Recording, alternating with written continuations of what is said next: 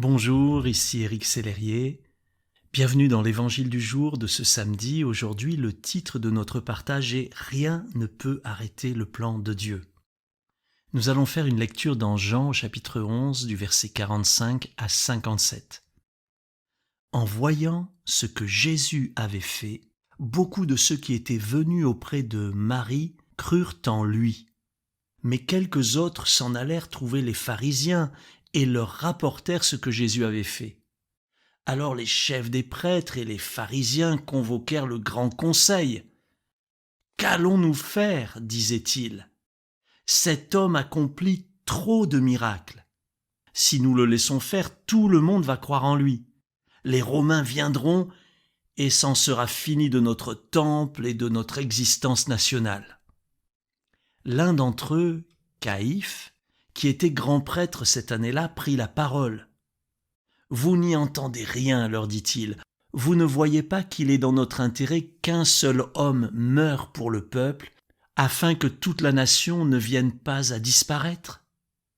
En fait, il ne parlait pas ainsi de son propre fond, mais en sa qualité de grand prêtre en exercice à ce moment-là, il dit sous l'inspiration de Dieu qu'il fallait que Jésus meure pour son peuple. Et ce n'était pas seulement pour sauver son peuple qu'il devait mourir, c'était aussi pour rassembler tous les enfants de Dieu dispersés à travers le monde et les unir en un seul corps.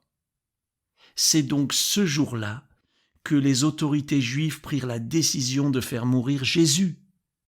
C'est pourquoi Jésus cessa d'aller et de venir librement parmi les Juifs et de se montrer en public.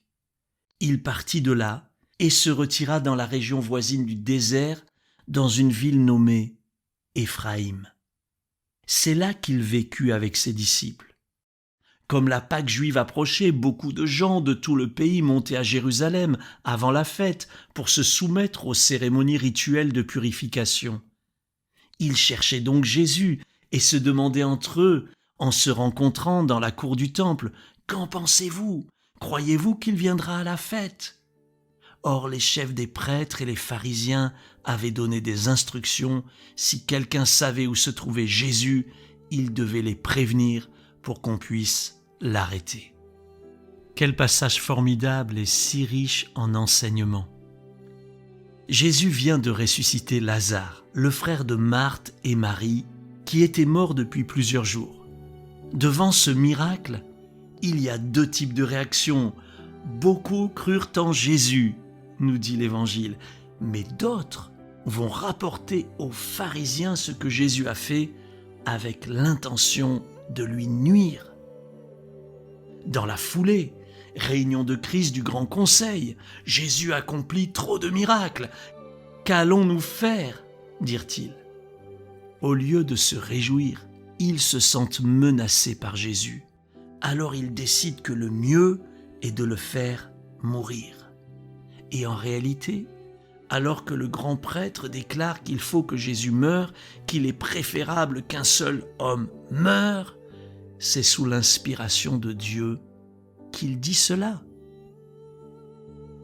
Tout cela nous montre une chose, c'est que Dieu est au contrôle. Même si la situation paraît injuste, dégoûtante, détestable ou même inextricable, en fait, Dieu est sur son trône et il n'est pas ébranlé. Son plan va s'accomplir en temps et en heure. Même la résistance de ces pharisiens, Dieu s'en sert pour accomplir son plan. C'est la même chose dans nos vies. Parfois Dieu nous bénit et certains sont touchés par notre témoignage, mais d'autres sont jaloux. Mon ami, rien ne peut arrêter le plan de Dieu. Dieu a pour toi des projets de paix et un avenir. Alors oui, ce plan peut parfois passer par le rejet et même par la croix, mais il se termine en résurrection et en gloire. Jésus a dit que si on veut être son disciple, on doit aussi se charger de sa croix. Oui, parfois, nous devons porter notre croix et elle nous semble injuste et lourde. Jésus sait ce par quoi tu peux passer et il te donnera la victoire avec lui. Pendant un temps, Jésus a dû se retirer dans un lieu désert, dans une ville nommée Éphraïm, nous dit ce passage. Mais Éphraïm veut dire double fertilité. Et je crois que c'est ce que Dieu désire nous accorder à nous, ses enfants. Une double fertilité, une double bénédiction, une double faveur. Et cela, personne ne pourra l'empêcher. Qu'en penses-tu? Dis-le-moi en commentaire et à demain pour un nouvel évangile du jour. Que Dieu te bénisse encore et encore.